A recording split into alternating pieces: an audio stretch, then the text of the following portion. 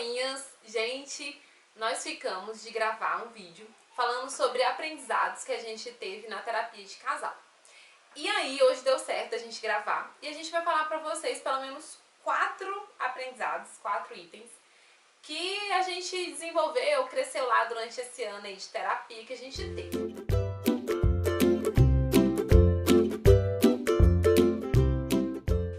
O engraçado é que a gente começou a terapia achando que não tinha nada pra melhorar na relação da gente, né? Porque a gente já tinha uma relação até que boa, né, meu amigo? A gente achou, inclusive, que não ia conseguir somar em nada no aprendizado das terapeutas que estavam, das estudantes que estavam fazendo terapia com a gente, né? Que a gente estava fazendo terapia lá na PUC e elas são estagiárias. São estudantes dos últimos períodos ali. E aí a gente achou que não tinha nada pra somar, então talvez você tá aí achando que o seu casamento tá às mil maravilhas, que não tem mais o que crescer. Só lamento em te dizer, querido e querida, que você está na zona de conforto. Porque nós também estávamos e a gente também achou que já estava tudo ótimo, mas a gente conseguiu crescer bastante. Um dos pontos foi com relação a entender a história um do outro. Por quê? A gente, eu brigava muito com ele pelo fato de que ele não era ligado à data, sabe? Ele não lembra das datas, não se importa muito. Inclusive, às vezes ele não lembra nem do aniversário dele. E aí eu brigava muito com ele por causa disso. Aí, como assim, né? Porque pra você, como que é as festas, gato? Como que comemora? É porque na minha família, enquanto eu me lembro de recordar, as comemorações eram ir para casa de um parente, almoçar, fazer uma janta ou um almoço. Isso eram as comemorações que a gente tinha, pelo menos na minha visão. Pois é, eu já gosto de fazer bolo, chamar os amigos, cantar parabéns, sair pra comemorar, eu quero surpresa. Eu gosto da festa, sabe? Da festona. E aí, a gente o quê? Casou, mora junto, a família dele mora mais distante. Então, chega as datas comemorativas, ele não tá nem aí. Ah, é só mais uma data. E aí eu cobrava muito dele lembrar essas datas, né? E aí a gente acabava brigando, porque eu perdi um pouco a paciência, até que eu consegui lidar com aquelas estratégias que eu falei pra vocês em um outro vídeo. Mas ainda assim, pra mim foi super interessante entender mais sobre a história dele. E ele entender mais sobre a minha história, pra gente respeitar quem é o outro e como que foi essa construção. Principalmente a convivência familiar que a gente teve e a gente respeitar e não julgar, sabe? É bom para aprender também a não achar que a outra pessoa tem que ver o mundo da forma que a gente vê. Cada pessoa foi criada de uma forma e precisa ser respeitada a visão dela em relação ao mundo.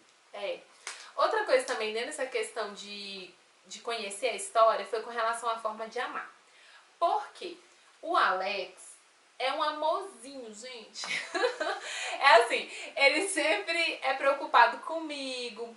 E aí, assim, pra ele tá bom se tiver bom pra mim.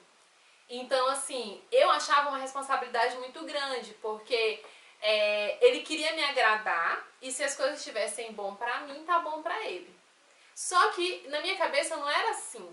E eu senti uma responsabilidade muito grande. Então quer dizer que tem que estar bom, que tem que estar legal, tanto no sexo quanto no dia a dia, em tudo. Eu tenho que estar bem para poder ele ficar bem. Que responsabilidade, né? E aí eu achava que era uma cobrança. E lá na terapia de casal, a gente conversando e construindo, a gente percebeu o quê? Que é a forma dele de demonstrar que me ama, a partir da construção que ele teve de família. E isso, quando a gente foi esclarecido a respeito disso, que eu também não sabia, aí facilitou a gente conseguir se entender melhor e conseguir se comunicar melhor também.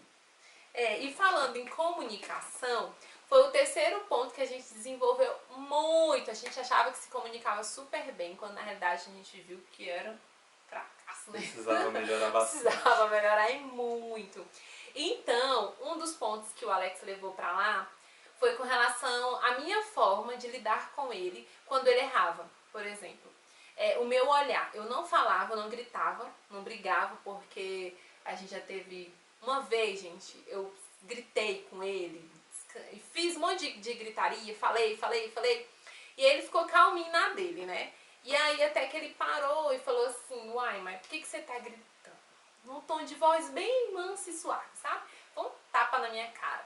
Então, desde então eu não grito, né? Eu não grito com ele, mas eu faço caras e bocas, e as minhas caras eram de decepção, meu olhar era de destruição, era de humilhação, sabe? E aí, ele levou isso pra terapia, de uma forma que ele nem sabia explicar, né? O que sentia quando eu falava isso, quando eu É, fazia isso. é porque eu não sabia descrever. Eu não conseguia, eu não tinha palavras para descrever a sensação que eu tinha quando ela fazia cara de reprovação, sabe? Aquela cara de te olhando assim, idiota, não sabe nem o que você está fazendo. Era desse jeito que era na verdade. Pois é. E aí, assim, pra mim, entender que eu causava isso nele trouxe uma comoção, porque eu amo, né? Amo demais. E aí, o que que acontece? A gente tem uma vontade muito grande de acertar. Eu acho que esse é o diferencial do casamento da gente. E eu perceber os sentimentos que eu estava causando nele fez com que eu mudasse mais a minha cara. Porque antes eu não percebia esses sentimentos. Então eu falava assim, essa é a minha cara mesmo e não tem como eu mudar. Eu já não grito, então eu posso fazer a cara que eu quiser, sabe? Que não tinha como controlar. E depois da terapia de casal, na realidade eu acho que a minha mentalidade, a minha visão de mundo dos erros dele mudou. E aí como eu mudei a minha forma de ver o erro dele, eu mudei as caras também. Então, acho que a gente passou a entender mais que todo mundo erra, né? E que a gente tem que acolher, que a gente tá no mesmo time, né? E não acusar o outro. E eu fiquei muito feliz em poder errar um pouco mais, porque pelo menos assim eu vou ser melhor compreendido. É. E o outro ponto é sobre conversar sobre sexo. Foi um quarto aprendizado, assim, pra gente, foi um divisor de águas, porque a gente tinha dificuldade de conversar sobre sexo, porque a gente acabava, às vezes, brigando. Porque, assim, o que que acontece? A nossa forma de criação foi muito diferente. E tem os tabus, né? Então, às vezes, a gente tem dificuldade até de conversar sobre sexo. Por exemplo, de falar um pro outro o que gosta, o que não gosta, de expressar quando tá querendo transar e quando não tá querendo. Porque até isso a gente tinha essa dificuldade, sabe? De entender se realmente o outro quer, se não quer. E aí, e ainda tem a questão dos tabus, né? De como que foi criada a comunicação, se teve, se não teve. E aí, como a gente tinha esses empecilhos, a gente acabava tendo esse medo, sabe? O medo do julgamento, eu não sei, assim. É porque na minha criação eu não tive ninguém para conversar sobre sexo. Então, isso para mim não é comum, né? Eu nunca tive amigos com quem conversar realmente livremente. Eu nunca tive familiar que conversasse comigo sobre sexo. Então, para mim, não é comum conversar sobre sexo. E eu levei isso para minha vida no casamento também. A gente acaba aprendendo muito na tora, assim, né? Vivendo, porque acaba assim, que é passado pra gente, na realidade, muita proibição com relação à relação sexual, principalmente pra gente que é cristão, e principalmente a questão de ter relação sexual só depois do casamento. Só que o tabu ele é tão grande que não é aberto pra uma conversa. E aí a gente casa e tem que descobrir tudo sozinho, se virar sozinho e acaba não conversando sobre isso. Então não conversa com os pais, acaba não conversando com os amigos, e aí quando fala é muito em forma de proibição, proibição, e a gente acaba tendo essa dificuldade. Então, acho assim que ajudou muito, a gente até mostrou aquele baralho, né, que ajudou bastante também a gente conversar mais, e a gente entender que a gente tá do mesmo lado, né. Acho que nas discussões da gente, esse é o quinto ponto, assim, essencial, é a gente entender que a gente tá do mesmo lado quando a gente briga, porque às vezes a gente briga e a gente acha que é inimigo um do outro, né, que um tem que vencer. Quando na realidade a gente aprendeu que existe uma terceira pessoa, né? Que é a relação Que da é a gente. relação. E que a gente só vence realmente quando todo mundo fica bem. Porque não adianta você ganhar discussão e seu cônjuge ficar mal. Você não vai se sair bem com isso. Seu cônjuge vai estar mal, seu relacionamento vai de mal a pior e não vai levar a lugar nenhum. É verdade, e a gente acaba criando várias mágoas que vão sendo carregadas aí, essas bagagens negativas para a vida inteira. E aí chega lá no futuro, num divórcio, ou vive os dois numa mesma casa, mas não faz nada mais, sabe? Não é mais amigo, não tem mais parceria nem intimidade. Então, assim, é lembrar que a gente é do mesmo time é ver qual é a opinião de um, qual é a opinião do outro, e nós dois, com as nossas opiniões que são diferentes, tentar buscar algo que seja bom pra relação. E aí, quando a gente se une pro que é melhor pra relação, mesmo a gente tendo opinião diferente, é mais fácil de lidar com os problemas. Pois é, gente, foi isso os nossos aprendizados. Eu espero que vocês também reconheçam e busquem terapia de casal, porque é excelente, é uma experiência ótima que eu acredito que todo mundo deveria viver. Mesmo se você achar que não precisa, vai que você vai perceber que precisa. Precisa mesmo.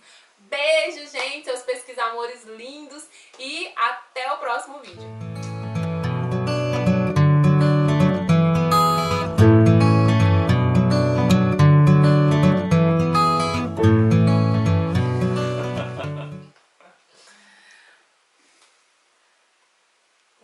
Então,